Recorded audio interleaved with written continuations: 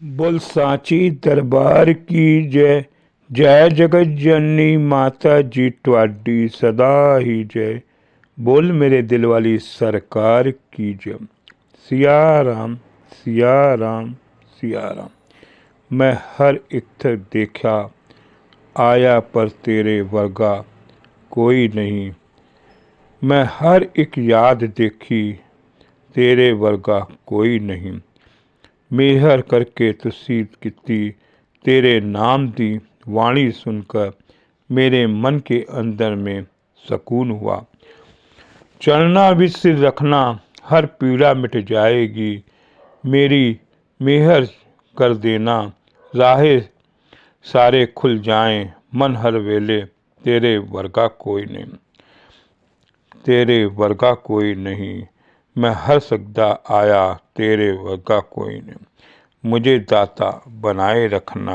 मुझे दाता अपने साथ रखना। हर खुशी की इंतजाम मुझे मिले हाथ कभी छूटे ना। जब आप आए दाता तो मेरा हाथ पकड़ लेना। दाता मेरा हाथ पकड़ लेना। मैं तो आपका हो गया दीवाना। आशा करता हूँ कि मैं आपका साथ दूँ। जीवन में बहुत से दुनिया देखी है। जीवन को मैंने बहुत पहचाना है। आप जैसा कोई नहीं दाता, आप जैसा कोई नहीं। मुझ पर कृपा बनाए रखना। मेरी लाज लगाए रखना। तेरी रहमत मेरी दाता मुझे लगाए रखना। अपने चरणों में लगाए रखना। पलके झपके तो आप सपने में आए। पलके खुले तो दाता आपकी ही तस्वीर सामने आए। आपको देखो तो दिल से लग जाए। बाबा जी अगर आप दिल में आप मुझे गले लगा लो तो फिर क्या बात है, फिर क्या बात है। साथ संगत जी, आइए एक सुंदर सी साखी आज आपके सामने रखता हूँ। सन 1973 की घटना लिख रहा हूँ। जबलपुर की घटना है। तब संगतें बड़ी कम होती थी। शायद 200-250 संगत होती थी और शाम को भी संगत जी 10-12 ही लोग होते थे। सवेरे के टाइम में संगत जी किशन लाल जी जो जबलपुर के दरबार में परम पूज्य माता जी के कमरे के बगल में रहते थे। उनका काम था सुबह उठना, चरण हजूर जी को नहलाना, वस्त्र बदलना और समाधि के कपड़े बदलना। संगत जी वो चरण धो के जो अमृत निकलता था उस अमृत का जवाब नहीं। कहते हैं कि समुद्र मंथन में तो अमृत पाने के लिए राक्षस और राजाओं में युद्ध हो गया था, लेकिन देवताओं में, लेकिन ये तो अमृत ऐसा है कि वो समुद्र मंथन से भी कहीं संगत जी अच्छा है। उस अमृत को पीने से संगत जी सारे रोग हमारे दूर हो जाते हैं। तभी तो कहते हैं अमृत काल का समय सबसे अच्छा है। जिसकी नींद खुल गई उसके भाग जग गए। साथ संगत जी दास लिखता है कि मेरी बड़ी तमन्ना थी कि मैं भी देखता था कि हजूर जी के कपड़े 2 बार बदले जाते थे, बुधवार और संडे को। एक बार मेरी भी इच्छा हुई कि मैं भी यह कार्य की सेवा अगर मुझे मिल जाए तो कितना होगा। मेरे मन में ये फुरना आया कि मैं कैसे पाऊँ, और किशन लाल जी से मैंने कहा कि आप क्या मुझे ये सेवा दे सकते हैं। तब उन्होंने कहा इसके लिए आपको परम पूजनीय माता जी से इजाज़त लेनी होगी।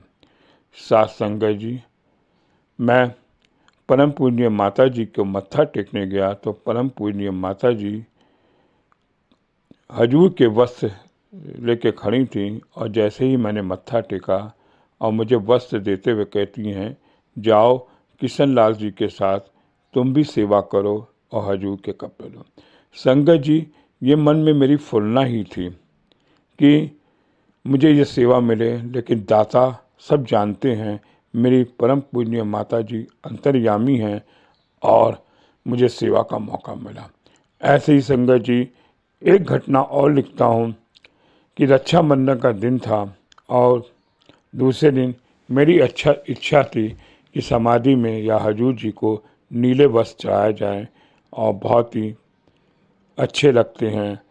और उस समय संगत जी पीले वस्त्र थे और मेरी बड़ी इच्छा हुई कि हजूर जी को नीले वस्त्र चढ़ाएं। मैं माता जी के पास मत्था टेकने गया तो माता जी कहते ने और बेटा पीले वाले कपड़े आज रहन दो, तुसी नीले वाले बाबा जी ने समाधि विच जाके किशन लाल जी के साथ वस्त्र बदलो और कपड़े चढ़ाओ। ये संगत जी मेरी फुरना थी।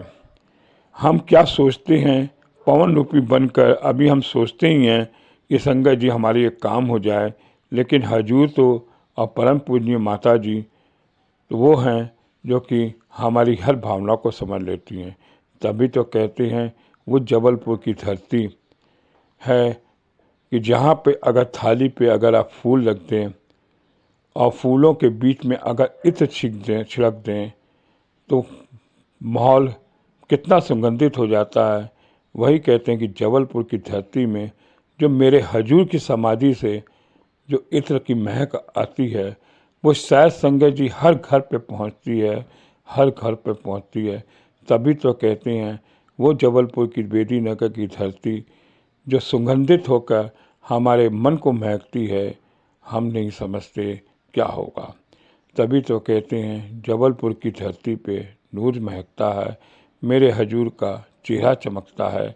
बोल सांचे दरबार की जय, जय जगत जननी माता जी तुहाडी सदा ही जय। बोल मेरे दिल वाली सरकार की जय। सिया राम सिया राम।